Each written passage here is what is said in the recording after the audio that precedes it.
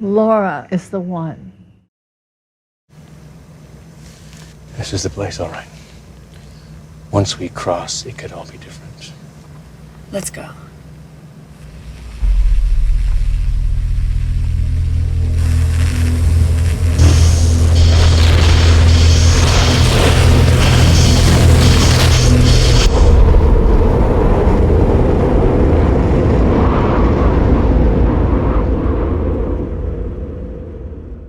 Hey, everybody, this is Cameron, and welcome to another episode of It Could All Be Different. This is the retrospective series in which myself and Camcorder Cameron here reflect on Twin Peaks 2017. How's it going? Great. We have an action-packed episode today. I made us a TikTok. It's called the.return.pod. And how many followers does it currently have? It actually has 51 followers, and I made it yesterday, so it's kind of cool. Part 7, There's a Body All Right. Ooh. Jerry Horn in the woods, and he's kind of scouting around, and at first you think that perhaps he's looking for one of those Black Lodge portals or something, but no, he's just stoned out of his mind. Yeah, I literally wrote that same thing, stoned out of his mind. Because there's like a slight paranoia to him as he's in the middle of the woods, just looking around. But also he has an edge of wonder to him. And then his scene where he calls his brother Ben. This whole scene is so David Lynch. Absolutely. And also I think it's funny how Jerry is like, somebody stole my car and I don't know where it is. And car theft is a big theme in this episode. So are memories. And so Ben's like, someone stole your car? And then I love when Jerry's like, you say the same thing? And whenever he says, I think I'm high and I don't know where I am, I crack up every single time. And I think it's a good PSA to everybody out there. Get stoned in the comfort of your own home, not in the middle of nowhere. Ben repeats what Jerry says, and Jerry takes that as confirmation.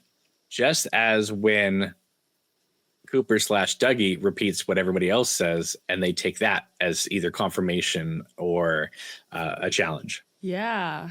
Then we immediately cut to the Twin Peaks Sheriff's Department. Frank Truman is sitting at a desk with Hawk, and they have in front of them the diary entries that Hawk found in the bathroom stall in the previous part. I thought it was interesting. Lingering mystery is that they only have 3 of the 4 pages. So they know there's one out there missing. They don't know where it is yet. Laura Palmer's name in the alternate Judy universe is Carrie Page, as if she is the last page missing. The only thing that really gut punches me every time is when they're reading one of her diary pages and it says, it's 1:30 a.m. I'm crying so hard I can hardly breathe. Now I know this isn't Bob. I know who it is. And oh, that gives me such an aching, sorrowful heart. It's so sad because it's well written. It's like you're there in the moment with her. It sounds very authentic and real. So I love the character of Hawk, but in this scene, he is an unreliable, you can't really say narrator, maybe commenter. He doesn't quite remember the way everything went down 25 years ago. The missing pages from the diary were found near the crime scene, not in the bathroom stall. If we go by Fire Walk With Me's continuity, she gave the diary to Harold prior to the Annie message. This is why the pages don't match the type of paper that the diary is. Well, we know that Laura kept 2 diaries, right? She had the secret diary, and then she had the one that she was writing about asparagus. I don't think these came from that one either. These seem to be like last minute thoughts that she had, and she just jotted them down on other pieces of paper. In Fire Walk With Me, the only reason why Laura gives the diary to Harold is because the pages are already ripped out. Yes. And the Annie scene takes place after that. So Frank Truman asks Hawk, who do you think put the pages in the stall? And Hawk says, I believe Leland Palmer put these in the stall. Because one time we brought him in, and what? He just is going to stick diary entries into a bathroom stall? If Laura is writing about, I now know who Bob is, Leland would have ripped those pages up and flushed them down the toilet, not stick them in a stall. Because Hawk doesn't have all the facts, and we as viewers and readers know some things that he doesn't, I believe that the person who put the messages about Annie into the bathroom stall is actually Major Briggs. I know you haven't read The Secret History of Twin Peaks, but spoilers, Major Briggs is revealed to be what is called the archivist. He has put together this entire book, The Secret History of Twin Peaks. There is one major character that has been completely rewritten out of the timeline, and that is Annie Blackburn. We know that the doppelganger paid him a visit. From Bobby's point of view, Major Briggs died in a fire. We know from this series that he did not die in a fire and has been moving in and out of time using the lodge portals to engage with people, or in my estimation, putting these pages into the sheriff's station for them to discover. Major Briggs had to rewrite the history of Twin Peaks so that the doppelganger would not be on Annie's tail so that she could get the message to Laura. Because if she gets the message to Laura, this changes the timeline. If you go by what Mark Frost details in The Secret History of Twin Peaks, I don't think it can be anybody else who would put these pages into the stall. But Hawk wouldn't know about this. He doesn't know that Major Briggs is alive. He just knows who was caught. Right. Hawk's memory isn't quite what it used to be. He remembers some things, but he doesn't remember every little thing. When Frank Truman asks him at the start, do you know what this means about Cooper being trapped in the lodge? Mm-hmm. And Hawk says, no, I do not. And it's like, well, wait a minute. You're the one that told Agent Cooper about the Black Lodge and the White Lodge. You also know from Harry Truman and Andy that Cooper went into the lodge. For some viewers, that's enough. And they just accept what he says as canon and they move on. But if you look a little deeper, there's no way this all matches up. That is crazy. I didn't even realize, I guess, the timeline about when she handed the diary over and that she wouldn't have had it that night. That's brilliant. So let me share this with you guys. This comes from 1400 River Road blogspot. Even though people love The Secret Diary of Laura Palmer that Jennifer Lynch wrote, and I accept it as a form of canon, it's not truly canon because Fire Walk With Me rewrites portions of it to be its own thing. And then I was told that Sabrina Sutherland, who is the executive producer of Twin Peaks, has said that the only things that are canon in Twin Peaks are those with both David Lynch and Mark Frost's name on it. Everything else is secondary canon. And somebody will say, well, wait a minute, Mark Frost had nothing to do with Fire Walk With Me. Yes, but he is still there listed as executive producer. So that's why Fire Walk With Me is canon. Otherwise, Fire Walk With Me would be secondary canon. This message here where it says on the diary entry, I can hardly breathe. Now I know it isn't Bob. I know who it is. This entry is similar to the final entry in the Secret Diary. However, it is not the same from the novel. I know who he is. I know exactly who and what Bob is, and I have to tell everyone. And then we'll skip down to the bottom and it says, P.S. I'm giving you to Harold for safekeeping. I hope I see you again. I can't stay sober anymore. I just can't. I have to be numb. In Jennifer Lynch's book, she gives Harold the diary after she discovers who Bob is. Mm-hmm. However, in the movie, she gives it to Harold prior to that because the Leland revelation isn't until towards the end of the film. 1400 River Road continues and says, as an aside, it is frustrating that those in power made Laura misspell breathe. They also had her spell a lot as a lot in Fire Walk With Me. When Sheriff Frank Truman reads from this page, a few words can be made out on its opposite side.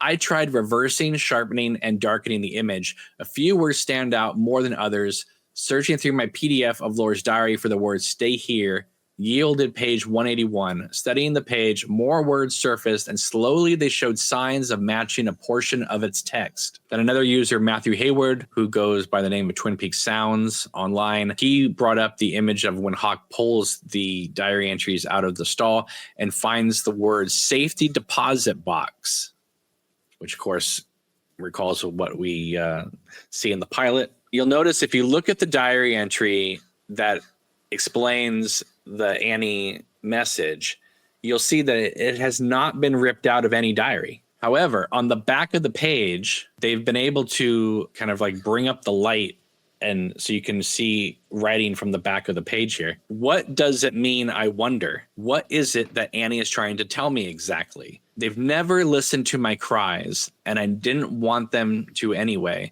But there's this. This came to me in a dream last night. My name is Annie. I've been with Dale and Laura. Me! The good Dale is in the lodge and he can't leave. Write it in your diary. That's what she said to me. That there is an entry in the Jennifer Lynch book that reads, I didn't want anyone to hear my cries because they didn't matter to them anyway. They never have. They sort of rephrased one of the lines from the secret diary and ported it over here and added the Annie message to it, which is kind of bizarre considering the Annie message is not part of the diary. When you bring up the light on the opposite side of the page, as these viewers have, they have discovered that on the back of this diary entry, the writing states, what does it mean, I wonder? What is it that Annie is trying to tell me exactly? I keep going over it in my head, trying to understand, oh, Annie, what? And you can see here, oh, Annie. Some people are really, they're real detectives. The way they are pausing the show, bringing up the saturation just to read the back of a page. That's so cool. And I like how they're kind of playing around. It doesn't seem coincidental that they're kind of playing around with the words that Jennifer Lynch wrote and using it in the story, almost like Jennifer Lynch had a hand in making this. That's cool. I mean, I think enough of it is emotionally canon that, you know, you can look past some of the discrepancies, you know, just like I do when I read Agent Cooper's diary, and him and Wyndham Earle were apparently having this menage a trois with Caroline in the 70s. That doesn't make any sense whatsoever. Considering in the show, he says 4 years ago. Yeah. Whoa. I mean, it's canon enough. Like you said, there's so many similarities. And that's almost kind of the joy of reading the book, or if you listen to it, you get to hear the beautiful audiobook read by Laura herself. Listen, that was a long time coming. We had been asking for that, and finally Jennifer and Cheryl gave it to us. And to me, while, you know, for years people read the diary, and that's a magical experience, now that we have an audiobook that Cheryl Lee is reading, I think that is probably the way to go. Absolutely. It's chilling, and it makes it seem all the more real. You can look past the discrepancies, or as a viewer, you can kind of have fun comparing and contrasting the stuff you're reading in the book versus what you know from the material we've seen on screen. That's fun. But yeah, I like reading the book because you can, like, it's very intense. You can pause and sit with it, which I usually have to. I have to, like, take a breath after I read one entry. All right, so then the next scene is Frank Truman calls his brother Harry on the phone, and he's calling presumably to get his recollection of what happened that night when Cooper came out of the lodge. However, you know, he's got to deal with the here and now, and Harry is sick. He doesn't feel the will to bring up maybe a painful memory, so he just gives him more encouragement to get better. Ugh, yeah, that scene is, the way they wrote that is so sad because, like you said, he's calling with a purpose. And then when he's like hearing what his brother is going through, he's like realized, oh, it's probably not appropriate for me to bring up right now. He says, Harry, do me a favor, beat this thing. And I'm like, oh, they haven't outright said what he has, but I'm like, does he have cancer? It kind of seems like it's serious. I think everybody assumes cancer. Yeah. However, by not saying what it is, it allows the viewer to put whatever they want into it. But it does strike me as odd that they aren't writing some dialogue of like, oh, I saw you in the hospital. Because he would be visiting his brother, right? He doesn't once mention really going to see him. He just has this over-the-phone communication with him. I get the feeling that Harry is in another state. It's not like they even recorded Michael Onkin doing dialogue on the other side of the phone. I think maybe fans would have been a little happier if that even was the case, you know, just to hear Harry's voice. But it's always one-sided when somebody's talking to Harry. From then we cut to Andy talking to this guy whose truck was stolen and used to kill the little boy. And so Andy is kind of inquiring about where, what happened to the truck. And the guy says, you need to leave right now. I'll meet you at 4:30, another 430 reference. And Andy says, all right, I'll meet you there. Yeah, I refer to this guy as the farmer. I don't know if they say outright that he's a farmer, but he has the farmer type look. Do you know who quite a few people in the know seem to think who this guy is? Absolutely not. Billy. Remind me of who Billy is. So at the end of this part, someone runs into the diner and says, anybody seen Billy? And then Billy is the name of the character that all the other people are referring to in the Roadhouse scenes later on in the series. That makes sense. Yeah, they don't really explain who this guy is, but if it is Billy, it's so funny how a random one scene minuscule character would be the catalyst for so much moving forward. Well, there are implications there that we can get into when we get there at that scene. But yeah, this guy, Billy, the farmer, whatever you want to call him, he is acting suspicious. Like, he's acting like a bomb's about to go off. He's telling Andy, like, please, like, just please, we got to get out of here. We got to get out of here right now. I'll tell you everything. Just leave right now. And he's lucky he had Andy there, because I think any other officer would not have left, because that sets off some red flags. They're going to want to know what's going on, why you're in such a hurry. And not to mention, like, they have, like, probable cause to be there. That is actually the truck that was used to kill the boy. So they have every reason to interrogate him further. Andy's just like, he just believes everyone. I don't think it's necessarily naive, but he takes everybody's word as truth. So he says, okay, you want to meet with me at 4:30? I believe you will be there at 4:30. Anybody else probably would have the foresight not to leave. We're dealing with small towns here. This guy has probably been a local for years, so he doesn't think he's going to run. All right, so then we go back to the sheriff's station, and Frank, not getting anywhere with Harry for obvious reasons, is now going to call Doc Hayward. And this is where we get Mark Frost's dad, Warren Frost, to make a cameo. From what I understand, this was a very hard scene to coordinate, but I'm so glad they did, because obviously it was a way to get Doc Hayward back into the show. Doc Hayward, the original actor, is Mark Frost's dad? Yeah. I had no idea that. What? That's so cute. I love that. Tonight, Is he on something? see the new hit show with everyone's favorite hometown healer. Doc Hayward saves the day. He's a grump. Who the heck ever heard of diet lasagna? He's a smart aleck. This won't hurt a bit. But he's got a whole town to save while making his family feel special. Sorry, Dad. We're so thankful to have a daughter like you. Join the good Dr. Will, These grapes are right on the edge. his wife Eileen, Gersten the prodigy, Harriet the poet, with teen heartthrob Donna, Donna? and all those pesky boys. Doc Hayward saves the day. Take some aspirin. Call me in the morning. Tonight on ABC.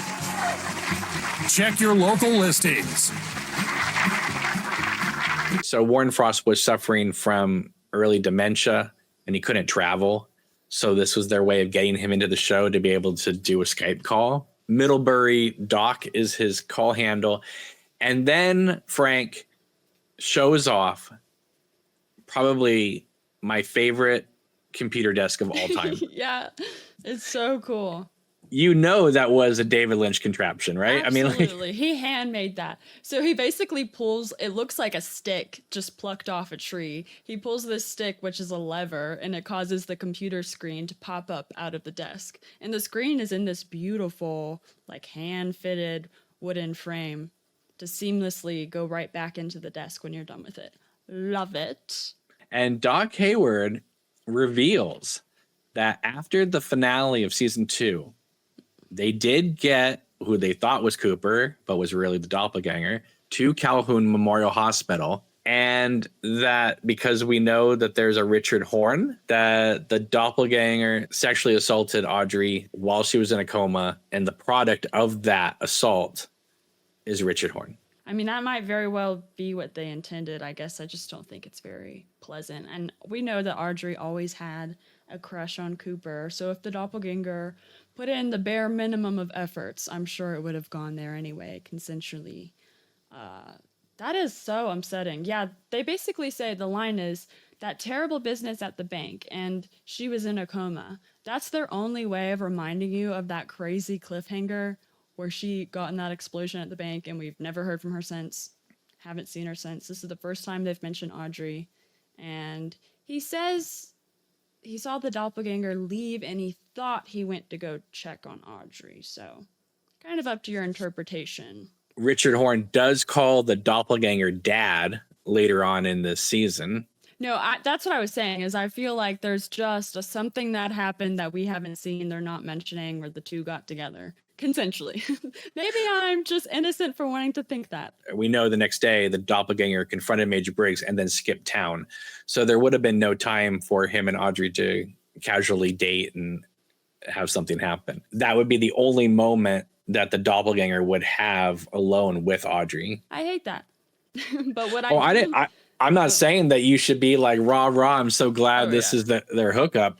I think it's to suggest how evil the doppelganger truly is. Absolutely. I know he's evil. I don't want it to believe it's true. But it is consistent with the doppelganger's character, considering what we're going to get hints at in this part in regards to Diane. The doppelganger is known for assaulting the women that cared about Cooper.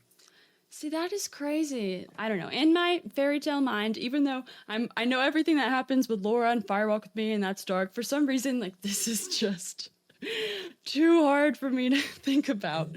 Well, remember too that Bob is inside the doppelganger, so it's double evil. Okay, yeah. And we know that Bob is a serial molester. Yeah, I think that one of the things that gets the doppelganger and Bob off is the idea of these women would be trusting of Cooper and then take advantage of that. You're probably onto it. But if it is the case, I guess I like that they're tastefully talking about sexual assault. It's not like they're depicting it the way you kind of like see it happen in Firewalk with Me. I think this was one of the ways they convinced Kyle to come back, because even though the doppelganger has done some horrific actions, most of these things happened before this season starts. Kyle isn't really asked to portray this. Yes, he kills Daria, but like we've said before, that is in a long line of gangster mall tropes of, you know, somebody in crime backstabbing another and getting killed for it. It's not like, hey, Kyle, in part 2 of the new season, you rape Audrey Horn. He would have said no to that. You know, he would have been like, wait a minute. No, people have been waiting 25 years. Nobody wants to see that. By having all these horrific acts happen before the season, Kyle can have that in the character, but Kyle doesn't have to play that. I think Firewalk with Me, that is like the most I'm willing to tolerate, and that is a horrific scene. But yeah, I prefer it whenever shows like get the point across, but you don't need to like dwell on it. But going back to Truman talking to Doc, the line where Doc says, however this turns out, I hope it works all right for you. There is something kind of sad the way that's said. It gives you a feeling of like, shit's about to go down. Yeah. Doc is a very smart guy. He is intuitive too. It's kind of funny in 2025 to hear people talk about Skype, because these days it would be FaceTime or Zoom. They only show like trees in the background of Doc on his Skype call, but they say he's out fishing, and I just imagine him like sitting in the boat while he has, I guess it's probably an iPhone. I don't know. I imagine a laptop though, and I'm like, that's kind of funny. And his hat says, "Got trout." It's so cute. I think that he had to be on call because he's a doctor, so he would have the ability to take a call wherever. I love the fact that you mentioned the Skype aspect, because I did write this down, that in the original show, they were very careful to make Twin Peaks isolated unto itself, away from the world. We didn't get modern music. We don't have modern politics. We don't have anything except the world of Twin Peaks. So in season 3, to bring up words like Skype, it's almost like since the doppelganger has come out of the lodge, the real world is impacting now Twin Peaks. Pandora's box is open. We go from that to Lieutenant Knox meeting up with Mackley in Buckhorn, South Dakota, and they go to the hospital and meet with the coroner, Constance, to examine Major Briggs' body. And it turns out it's not just crime prints, there's a body, all right. And I love that Lieutenant Knox, she comes marching in and she's like, this shouldn't take long, because she's not expecting it to be a real body. I guess his fingerprints are showing up in crime scenes all over the world, I guess. But yeah, she was like surprised that she's staying there longer than she expected. Yeah, so she calls her boss, Colonel Davis, and at this point in the background, a woodsman starts walking down the hallway, and you hear the little electricity sounds. I really like this scene. It's so good. I mean, it's already creepy because they're discussing this body that we just saw in the morgue and it's decaying. But she gives the details to Colonel Davis. She's like, it's a man in his late 40s. The fingerprints match. He doesn't have a head. They don't know where the head is. And Colonel Davis is like, whoa, whoa, whoa. Hold up. If this really is Major Briggs, he would be in his 70s. And she doesn't have anything to say to that. She's like, what? And she also says that he died a week ago. Right. Which is another mysterious thing. So then there's like this creepiness with the body, and then the shadow figure starts to walk behind her, and it is horrifying because it's all the way at the end of a hall. I already find linoleum tile hallways very creepy on their own. To have a shadow figure at the end, so spooky. And I love that she kind of like senses him. She's on the phone and she turns around really quickly to look behind her, but she glances back. So it's not clear if she actually sees it or not. But you can tell she feels its energy. Yeah, I'm going to assume that she doesn't see him, because otherwise she would have run back in there and said, hey, there's this really creepy guy out there. And she doesn't say anything just because the actors are in the show. Cooper ages in the lodge. Laura ages in the lodge. But somehow Major Briggs is able to stay the same age, maybe because he isn't stuck somewhere. He's been moving in and out of time. And we know that he has been a time traveler for a while, because towards the middle of season 2, he shows up in his living room with a World War I outfit. Yeah, I mean, that's a real phenomenon that happens to astronauts when they're in space. They age slower. I like that point you made about the Black Lodge. It kind of has the same time progression that Earth does. Lieutenant Knox, she goes back in the morgue. Hey, nobody else gets this information. It's just between us. She's not giving any more information. She's just like, guys, this most likely isn't going to be your investigation for much longer. And as she says that, the woodsman walks past the morgue door. And again, nobody really takes note of him besides us. Yeah, and he doesn't even look inside the room as he walks by. It's just a forward trajectory. It's only when they bring out the body does the woodsman appear. It's almost like letting out the particles, because Major Briggs has been in and out of the lodges. Yeah, or I can almost even imagine them as spies.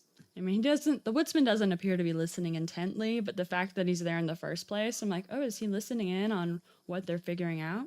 Or maybe because the woodsmen are later used to bring back Mr. C, the woodsmen want to try to bring back Major Briggs too and get whatever knowledge he has. So right now, the body is being protected by being in the morgue unit. It makes you wonder, if Don Davis hadn't passed away, what Major Briggs' role in this season would have been. Who would have played a major role? Ha ha ha.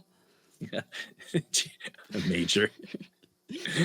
All right, so then we cut to Gordon Cole whistling. In the background, there is an image of an atom bomb going off, which of course will be a huge thing in the next part. But I want to bring everyone's attention to what we first see at the start of the scene, which is a painting of corn. Corn on the cob. Yeah, I mean, the fact that they start this scene, we're staring at it and they linger on it before the camera moves over to the Gordon Cole. They want you to know Cole's in the know. Cole knows about these things. He knows about the bomb. He knows about corn. And he's fascinated enough by them to want to hang them on his wall, I guess. He also knows what Cooper and Briggs had in store, because he talks about this at the end of the season where they formulated a plan on how they were going to go after Judy. So Gordon has been in the loop for many, many years, and he's just biding his time until this all goes down. And the picture itself is kind of hilarious because it's like a corn in the blue sky with clouds. It's like a flying corn on the cob. So Albert comes in. He's very mad because obviously... When is he not mad? Right. Well, in this case, Diane told him off, and then he got pneumonia, apparently. So Gordon says, all right, we're going to have to go do this ourselves. And Albert says, say please. And Gordon goes, what? And then Albert replies, you heard me. Implying that maybe Gordon's hearing isn't as horrible as he suggests. That. I know. Because whenever he says, you heard me, Gordon just like is silent and is staring blank. And so you're left for a moment to be like, no, he can't hear you. And then he does. He says, please. So you're like, what? You heard him the whole time? How much are you playing into this character of being hard of hearing? Maybe Albert is angelic to Gordon, just as Shelley was. Maybe Gordon can only hear certain people. Maybe. I don't know. It's kind of hot. Like, I don't often think Albert hot, but whenever he says, say please, you heard me, it's like, oh, this is a different side of you, Albert.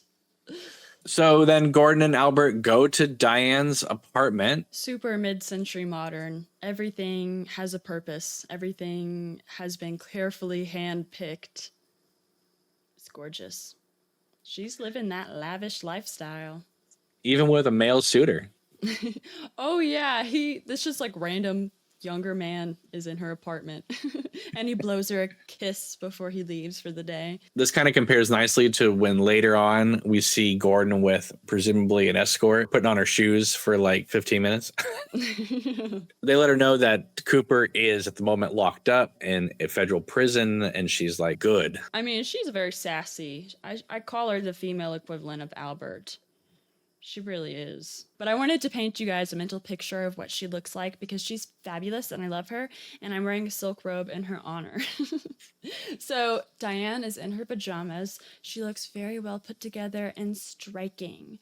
Her fingernails are painted. They alternate color. One red, one black, one white. And it all goes together with her outfit. It perfectly matches her white bob and her silk red robe with black flower prints on it. And there's just so much attention to detail in every single outfit we get of Diane's. And my favorite part is the scene is when they come in, she's smoking, drinking her morning cup of coffee, and she responds, Gordon asked for a cup of coffee, and she's like, no, we don't have any. And we don't have any cigarettes either, she says as she's like smoking a cigarette.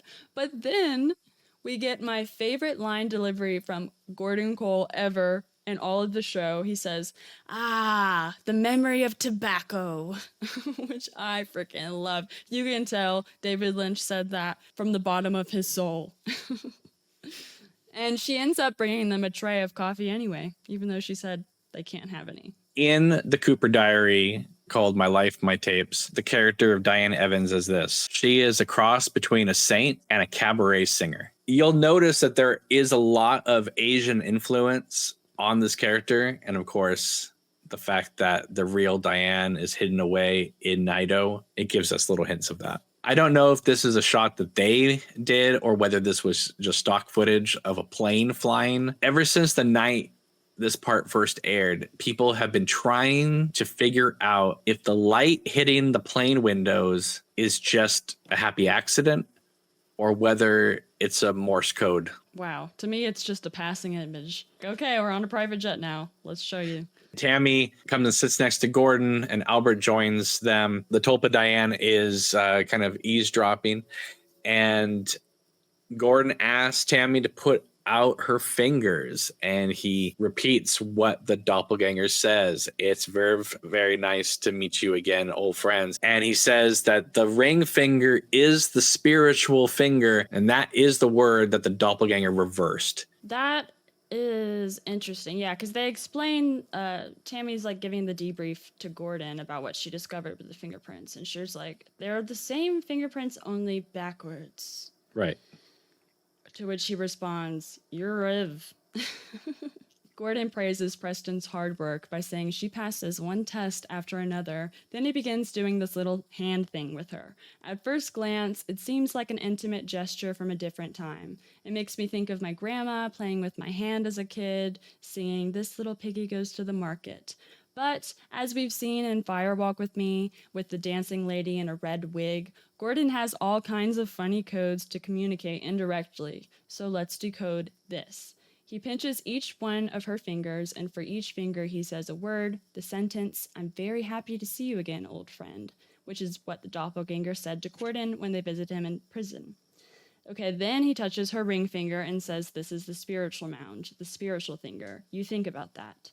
And so, remember earlier when I pointed out Diane has a different color nail polish on each finger? That is the only finger that's painted red. And as we've seen throughout this season, red is calling out to us. It's screaming at us.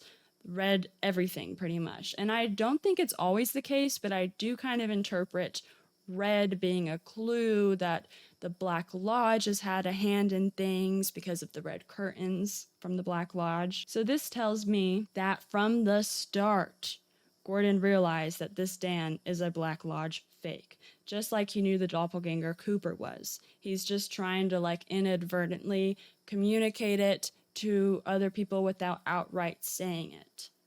And I think that he's a great teacher because he provides people with world experience. What do you think about that theory? Mind blown. Right? I never even thought to look at her fingernails. But see, that's why I think different people watching the show get so many different things out of it, because who you are as a person is going to notice that. Exactly. That was crazy. I didn't go into it, but it was just that scene prior. I was admiring her outfit. I made a note on my notes that she has different color nail polish. And then whenever he did that thing with her ring finger, I was like, hold up, let me go see what color her finger is. And I put two and two together. I really do genuinely believe that Gordon Cole knows she's a fake Diane. And if you pay attention to that, the way he interacts with her makes so much more sense. It does, because later on in this part, he refuses to hold her when she hugs him. Later on in the season, he'll say, "Come on in, Diane," when they confront her about being a tulpa. He already knows what's up. Yeah, he freaking knows. And he is an excellent secret keeper. Could tell him anything. I would trust him with it. Gordon, later on, we're told that he is going to remember 2 different timelines. So Gordon is a smart cookie. He's so smart. And he wants people to underestimate him because he's old and hard of hearing. I think he uses that to his advantage. We are shown a picture of the doppelganger outside one of his homes. It's worth noting that this house used to belong to Al Capone. Oh. After the doppelganger did what he did with Audrey, he went to Brazil because that's where John Justice Wheeler was going at the end of season 2. Kills John Justice Wheeler, takes his money, and that is where the doppelganger first came into wealth and then was able to use that money to accumulate his vast criminal empire. And then Audrey, in the reverse alternate timeline, is yelling, "Where's Billy? Where's Billy?" That she's actually referring to the fact that Billy Zane played John Justice Wheeler, who did not come back and rescue her after he said he would. That's going over my head a little bit. A little bit. So, yeah, they show the picture of the doppelganger, and Tammy looks at it and she says, "This is the man we met in prison." And then Gordon replies, "The man we met in prison." Again, we have that theme of people responding with repeating what they just previously said as confirmation. But I also think that's Gordon Cole's unspoken way of communicating that they are 2 different men. Again, he's speaking in code because he knows Diane is in the plane. He knows he can't trust Diane. So he's going through all of these wacky ways of talking.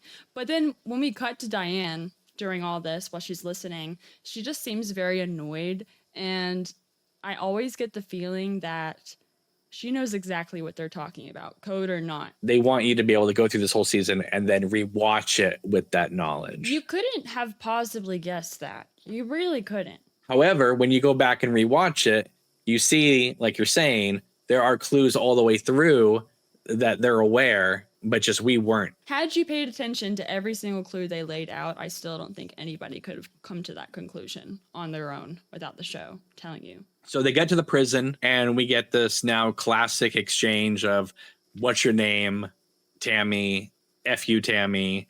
And even the security guard in the back rolls his eyes about it. And it's kind of like, oh, okay. It just helps paint the world as more real. Yeah, she insists. She's like, I'm going in there. I need at least 10 minutes alone. Nobody, just us two. Every time Kyle as Mr. C shows up in these interrogation scenes, it's like, this is going to be a great moment. When she says, do you remember when we last saw each other? And he says, at your house. It reminds me so much of the mystery man in Lost Highway saying, call me, I'm at your house. Yeah. Yeah, it's great. They don't ever say what happened, but you can tell from their performances it wasn't good, it wasn't happy, and there is a tremendous amount of pain that has been stored away for so long, and now she's able to express herself. When she says, look at me, And she's trembling as she says it. she wants him to acknowledge her as a person and see the hurt that he caused her. But like so many other things in this season, it works two ways. One, it works that way. And two, it works with, she needed to look into his eyes to know that that truly wasn't Cooper. Oh, I like that. Oh, wow. Maybe she's expecting him to apologize or say something. He says nothing about it other than he remembers it. Like, she really wants validation. Knowing what I know, I think that she has an infatuation with him because in a way he's like her father. He used a part of himself to create her, just like he did with the original Dougie. So in a way he's like imprinted on her, or for any Vampire Diary fans out there, he sired her. If you guys have ever seen Blade Runner, here's another comparison I think about.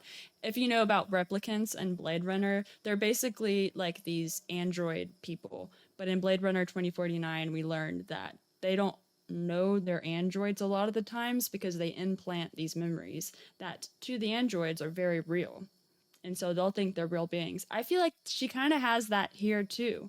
She seems like she has all of these memories and she's sure of herself, and they're real to her, but they're all fake memories that have been given to her. Yeah, I mean, he obviously had to use one of her hairs to recreate her, but because he was the one in charge of this orchestration, which is why she operates independently until, very much like the vampire, she feels like she can operate independently until he calls on her. Yes, absolutely. He has full control of her. She doesn't really realize it. It's very much like the Secret Assassin, right? Where you don't know that you've been programmed until the person says the magic phrase. All of a sudden that triggers her. Mm-hmm. So cool. They leave the prison and Gordon says to Ward Murphy, like, do not let him leave until we say so. And you have this look on Ward Murphy's face like, well, even though the meeting hasn't happened yet between him and the doppelganger, he's in a hard place and he realizes he's going to probably have to do something with this guy so that this whole Mr. Strawberry story just goes away. This is the beginning where Tammy begins to look more and more jealous every time that Gordon is sharing a scene with Diane. The first time you see this, you think maybe he's not holding her because this is a horrific, intimate moment and he doesn't know what to do. But it does make sense if he knows that she's not truly Diane, why he would be nervous to express affection for her. His body language is very stiff around her. And I like how it's not even like he holds conversations with her the way I feel like Gordon normally would. He's almost prompting her with these questions that aren't always questions, but sometimes they are. Like, she's super upset after this meeting, and he says, Diane, is there something that happened between the two of you that I need to know about? Question for her to answer. And she says she'll tell him about it later. But, yeah, I feel like he's just keeping himself separate from her. Basically, the doppelganger realizes he's got to get out of there now. Gordon's shown up there with Albert and now Diane. Evil Cooper went there with the intent of getting Ray Monroe out of prison, and he got stuck there himself. Now's the time he's got to get Ray and hit the road. I think he gets the feeling that they're going to be able to send him back to the lodge. He's definitely like mentally thinking, they're on to me. He manages to get a private meeting with the warden, obviously has the upper hand, which he's had pretty much ever since he's gotten into the prison anyway. So every time we talk about the doppelganger, just know it's skin crawling. All right. So then the Laura Palmer theme kicks in. Yeah. And not the it's not the dramatic part. It is the brooding part of Laura's theme. The ba-na, and they show the fog and the misty mountain morning. It looks like it just recently rained. It's gorgeous. I do want to say that the landscape they show us, it's not the same image. So they went back and reshot this, but these are the same trees and the same mountaintops that we see in Fire Walk With Me right after Laura and Donna go to the club. I recognized it. I thought it was the same footage. It's not. Andy is standing on the side of the road. He's waiting for this guy to show up. He looks at one point at his very expensive Rolex watch. We see that the door to the farmer / perhaps Billy's house is open, and it definitely gives you the feeling that something horrible has happened. Yeah, his truck is still outside. He said he was going to be there at 4:30. He never shows. I guess it's like, this is the farmer, or whoever we want to call him. This is his truck that Richard Horn borrowed, or maybe he stole it. I assume they know each other, and he borrowed the truck and did the crime with the boy on that truck. So I believe it's not shown, but just from that spooky shot of the door wide open, it's kind of like, ooh, did Richard Horn like come and kill him before he could spill all of his juicy details to Andy? Later on, we will see that Richard Horn has no problem storming into people's houses and trying to kill them. Yeah, it's something he would do. And with how nervous this character was the first time we saw him, it seems like he was anticipating somebody scary to show up. Who do we know in Twin Peaks that's scary? It's quite a few, actually. Yeah. Well, this one's Richard Horn. It wouldn't surprise me if Andy wasn't tailed by Deputy Chad, who is also working with Richard Horn, and perhaps Chad did something too. Yeah, or Chad called up Richard Horn and was like, Andy's going over there now. You better get your story straight. So then we go back to the prison. This is when the doppelganger meets up with Warren Murphy. I know all this stuff about you, so you need to let me out. I want to take Ray with me. You're going to give me a gun in the glove department. He implies that the dog leg had other legs. Each of those legs were sent to different people. We've met Chantel, the Jennifer Jason Leigh character, in the motel after he killed Daria, but we haven't met her husband yet. Later on, those two will assassinate Warden Murphy. There was 4 dog legs. 1 was in his trunk. Other 3 were sent out to people who would be threatening to Murphy. I just don't understand what the dog leg means. Like, why are you putting dog legs in people's trunks? The black dog runs at night. Without legs, it cannot run. Whose dog? I wonder. Don't ask me any further what it has to do with that. I just think that that's the tie-in between the lodges and the dog legs. I get hung up on this leg. I don't understand. The point is the doppelganger is about to be let go. Oh, yes. And, Murphy, he's like, how do you know all this? And the doppelganger says, Joe McCluskey. And then Murphy sits down and he puts the gun down, and now he's really listening. And then the doppelganger, he says, you'll never see me again. No one will ever hear anything more about Joe McCluskey or your late Mr. Strawberry. Ooh, that's the most we're going to know about Mr. Strawberry. You kind of have to guess. My new theory, Warden Murphy hired a hitman, Joe McCluskey, to take out Mr. Strawberry. Obviously, I don't know what happened, but you definitely get the feeling that something crooked and criminal went down that would make the warden be a prisoner in his own prison. Mm-hmm. So let's just make sure that doesn't come out, Evil Cooper, and we'll be on our way. I like that. I like that. Prisoner in his own prison. Ooh, he really is.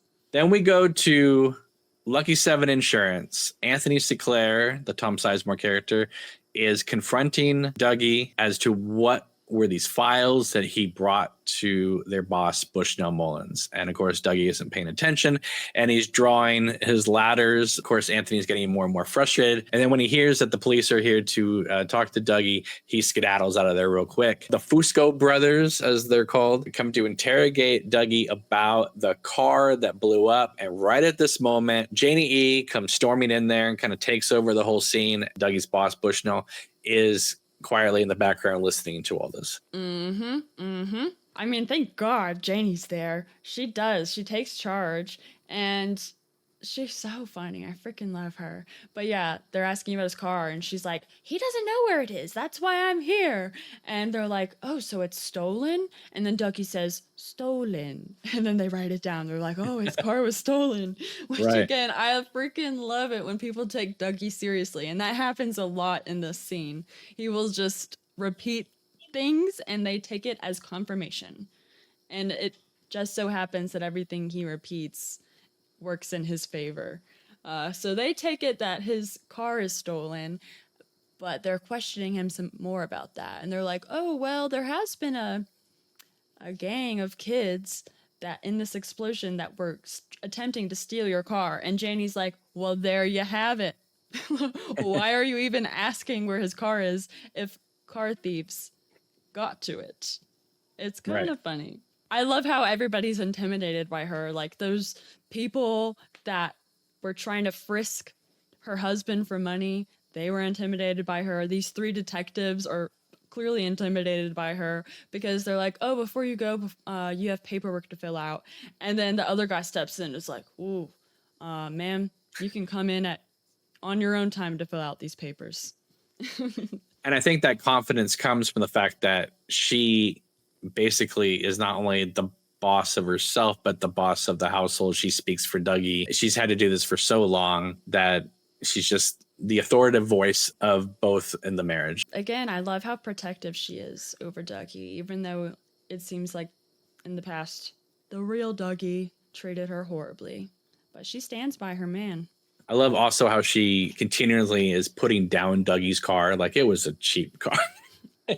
And then she scolds Cooper as they're walking out, saying like, you know, if you had not made this bet, we could have had an amazing down payment and just bought yourself a really nice car. We're going to get insurance money.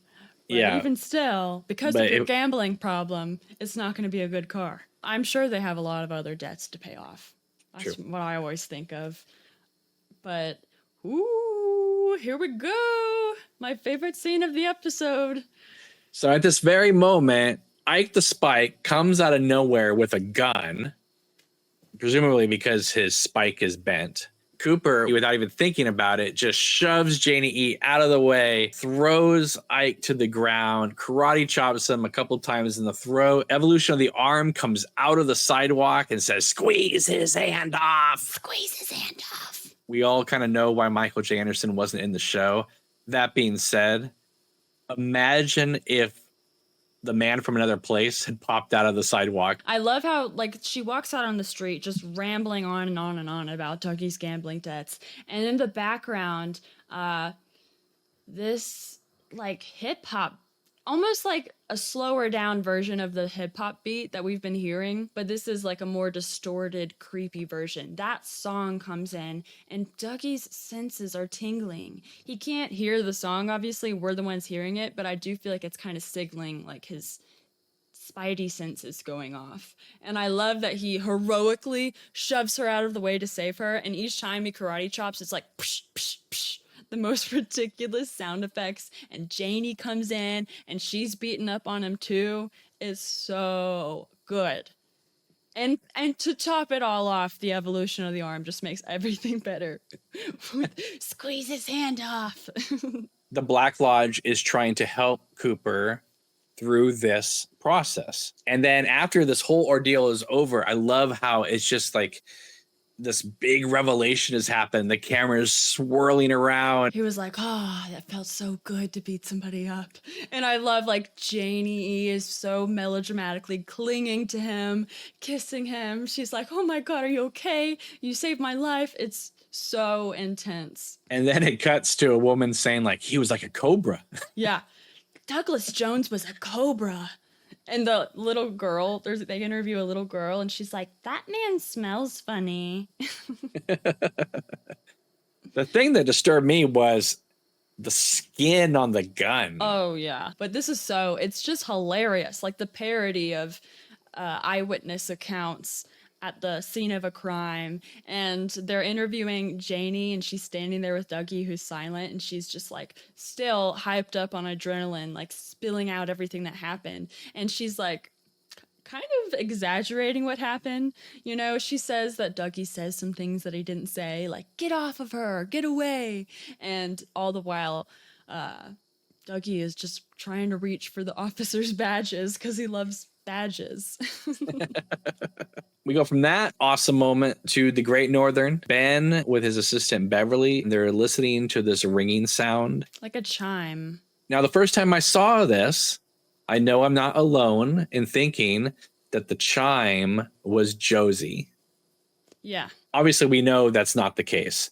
So the question is, why is this chime being heard? I think it's because she has the key to give Ben. And the fact that the key is what opens up the door to the basement that reveals the one-armed man at the end of the series. It is a mystical chime because they're trying to figure out the source of it. So they go to where they hear it. But then once they reach the spot where they think it's coming from, it now sounds like it's from somewhere else. And they can't figure out where it's coming from. It's obviously something mysterious. Something mystical is going on here. I also thought it was Josie the first time because they walk over to a lamp and I'm like, is she turned into a lamp now? And also the push-ins on all the wood. It would have been fun if it had been Josie. She gives him the key, 315, and he's like, this brings back memories because I think this is Agent Cooper's key. And she's like, who's Agent Cooper? He says, oh, he was an FBI agent who was here to investigate the death of Laura Palmer. To which she responds, who is Laura Palmer? Which just baffles me. I know it's been 25 years later and so much time has passed, but for such a small town, hearing somebody ask who Laura Palmer is, it's like, oof, that hurts my heart that the town has moved on, the world has moved on from her death. I don't get the feeling that Beverly grew up in Twin Peaks. I get the feeling like she is an outsider who moved here. And, you know, if you move to any town, you're not going to know about someone who died in that town 30 years ago. Yeah, but her memory is still very much alive in so many other people's memories. So when Ben Horn says, that, my dear, is a long story, it just washes over us like a beautiful rain. But we also know that if Ben truly told her the story of Laura Palmer, Beverly would run for the hills and never look at Ben Horn twice. Like, You see, ma'am, I used to run a brothel over the border. I would take teenagers and prostitute them. At the end of this scene, it's very clear that he kind of wants her to go. She's hanging around. She doesn't want to leave. And he's kind of like, okay, it's the end of the day. Goodbye. And there is kind of like this unspoken thing where the show, I feel like, wants you to think, oh, are they going to have an affair? Are these two characters going to get together? Because there's something going on between them. But honestly, I think that Beverly just doesn't want to go home, because of what she has to go home to is a bleak reality. And Ben is trying to read that as what that could mean. Is it just the fact she doesn't want to go home? Is she interested in him, but he doesn't want to make the first move? You feel like these are two adults that if the situation was different for both of them, maybe things would be different, but everybody's trying to be on their best behavior. Yeah, I'm so glad he doesn't make a move on her. It would be inappropriate. They work together, but also, like, she's his daughter's age, which never stopped him before, but still, it's disturbing. I think he's confused by her kindness and her smile. Yeah. All right, so she does go home and we see what kind of home life she has. Her husband is deathly ill. Because she's spending so much time at work, he's getting suspicious. She knows she hasn't done anything wrong, but at the same time, she is feeling guilty for not being able to be home and take care of him. They need the money, and she just starts snapping at him. Yeah. Do not mess this up for me. Her husband is probably going to be dead at some point, and she's going to need to support herself. And if something happens, like he calls up the Great Northern Hotel and makes a scene, if she loses that job, it's going to be very hard for her to find another in this area. Yeah, this is such a telenovela soap opera scene because her emotions are on 100. You can tell why, because he's so jealous, and it seems like she didn't have a job before he got sick. I think she has like hospital bills, and she's the only working member of the household right now. She's got that pressure, and she's just like, don't you dare do this to me when I had to go back to work. I feel her pain. But it is kind of crazy the way to see somebody screaming at a man on his deathbed, pretty much. Like we never see him again. Yeah. So from that moment, we go to the roadhouse, and for about 3 or 4 minutes, we watch somebody sweep a floor. Love it. I love it. I love it too. If Lynch just shot this guy sweeping the floor and then we cut to another scene, I would have been like, really, what was the point of that? But because the phone rings, the other Renault brother, Jean-Michel, answers it. It's basically like Lynch just showing us this scene, but just starting it a few minutes earlier, a moment in time of the Roadhouse. And I say the Roadhouse because when this season first aired, there was a lot of controversy online because people would say, it's the Bang Bang Bar. No, it's the Roadhouse. And I was very much on it's the Roadhouse because they've always said, go to the Roadhouse. Nobody has ever said go to the Bang Bang Bar. Now the signs, because of the neon sign, they thought it was the Bang Bang Bar. right? And the fact that Jean-Michel answers the phone saying Roadhouse and not Bang Bang Bar ends that discussion. Yeah. Like you said, it is cool that he's sweeping and then we get a phone call. But even before the phone call, we are just staring at this man sweeping for a long, long time. It's riveting to me. It's like David Lynch is communicating to us, look, sweeping is meditative. It's the act of cleaning and sweeping is meditative to the person doing it, but also to you watching it. It kind of makes me think of all these like so satisfying trends online where you watch people clean or organize. There's something about it that calms our mind. But honestly, I don't feel calm when I'm watching this man sweep. He's so bad at it. I could teach him a thing or two about sweeping effectively. I don't think this man is a very good sweeper. What is he doing wrong? He's just not efficient. Like, you shouldn't just drag, you got to do the motion of sweeping. It's the push and the wind. It's not like taking the end of the broom and dragging it to the pile. Anyway, he's not efficient. He's slow. I could have had all of that swept in half the time you did, not even. But also I wanted to mention, like, I was listening. I don't remember exactly what David Lynch's job was, but if you read his Room to Dream book, he talks about at some point he used to work as a sweeper. And he really enjoyed that job because of the meditative aspect, which is why I brought it up. I feel like this is just so him. Getting the viewers, again, accustomed to the idea of just let the show be itself and just kind of go with the flow. However, I don't understand how after 25 years, the Roadhouse is not shut down, considering the fact that the Renaults have been prostituting women out of this place for decades now. Not women, girls. Girls, sorry. And we have Richard Horn dealing drugs. We'd had Bobby Briggs dealing drugs. We've had fights in the Roadhouse. I don't understand how the Roadhouse is even still a working establishment in this town. You think they would have busted this place? Yeah, I always think during the scene, like the first time I watched it, I had a moment where I was like, is he getting busted right now? Is this an undercover cop on the other end? But no. And much like Beverly's husband, this is the last time I think we see Jean-Michel in the show. Yeah, it's absolutely disgusting. Like, basically, somebody's like complaining they don't want to pay the full amount because they learned that the people they were with were 15-year-old girls.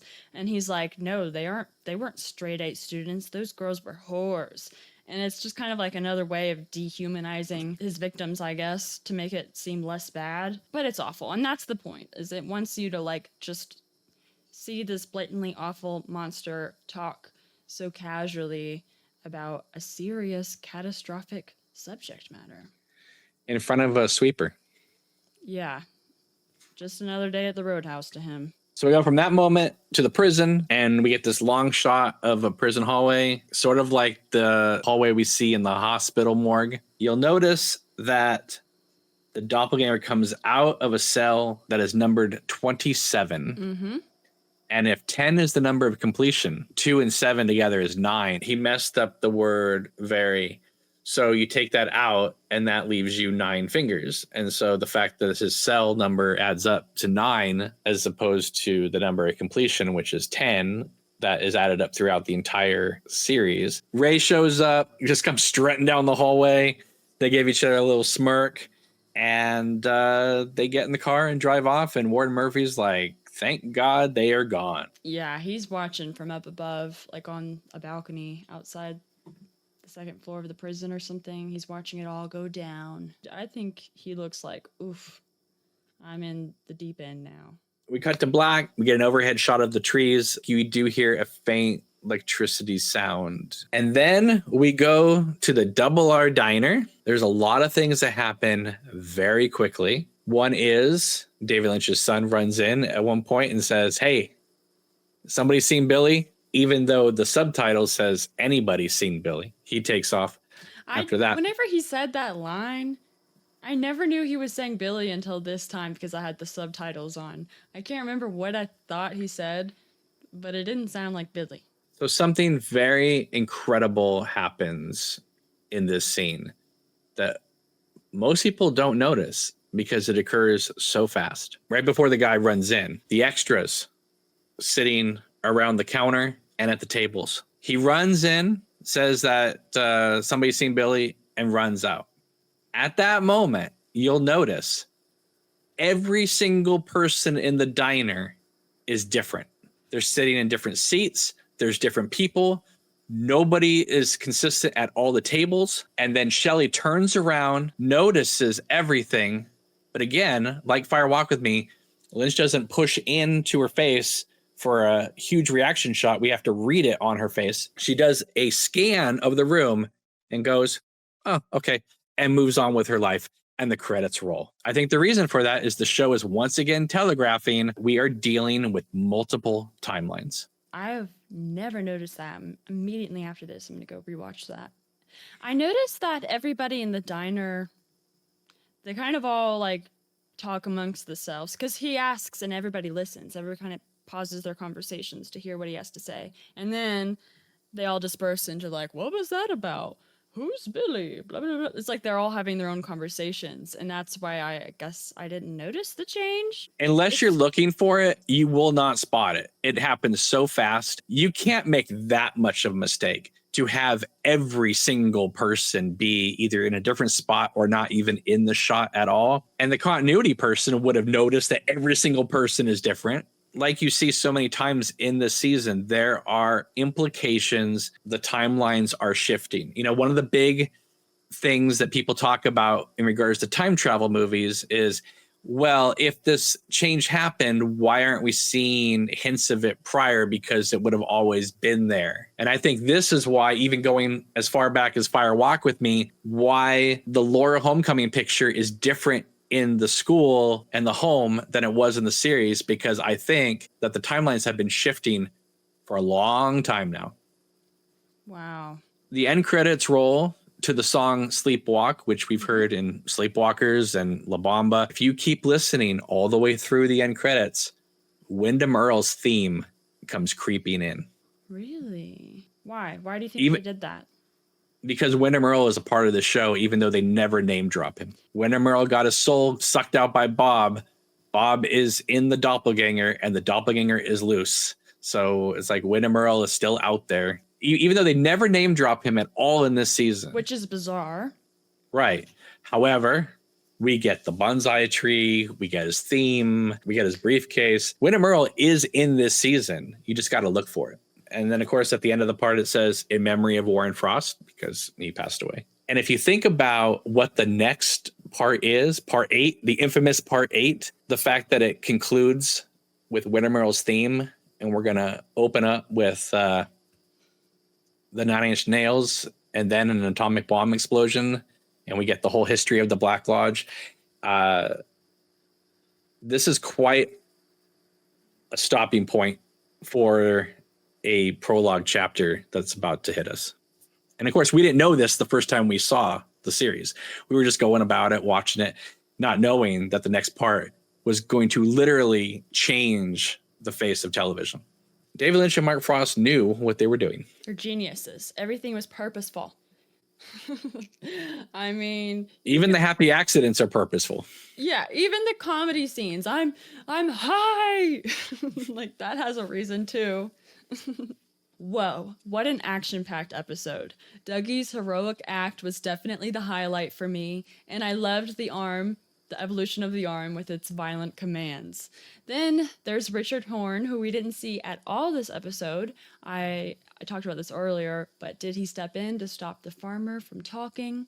On top of that, we've got separate government agencies circling the same discovery. The Twin Peaks Sheriff's Station with the diary pages and the FBI with Diane's bizarre interrogation of the doppelganger. They're both closing in on the same conclusion, that the real Cooper is someplace else.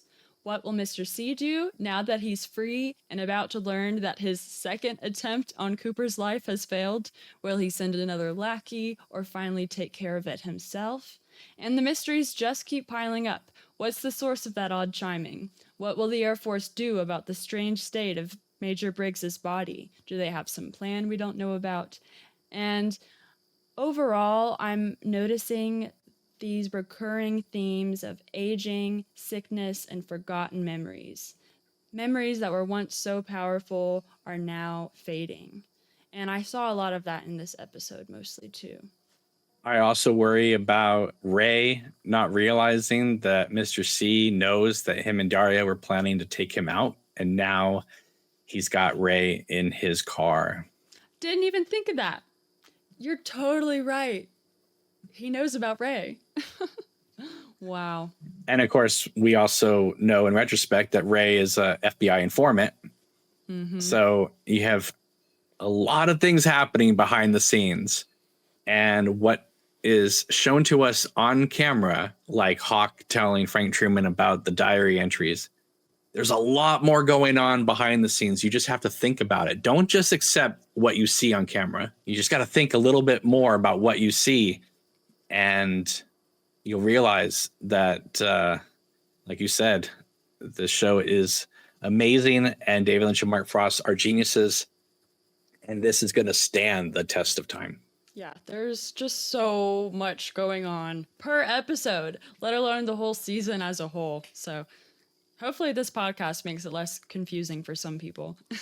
And I remember even after season 3 came out, I remember somebody interviewing David Lynch saying, so how do you feel about season 3 now that you're done? I think there was this perception that season 3 was good, but people didn't quite know what to make of it. And they were trying to get David Lynch to say something like, oh, I enjoyed it. Could have been better or whatever. They were trying to get him to say something. And he kept saying like, no, this thing's solid gold. It's solid gold.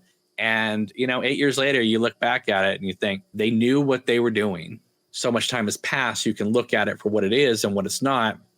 And you can see that they did go in the directions we wanted it to. They just did it in a way we didn't expect them to do it.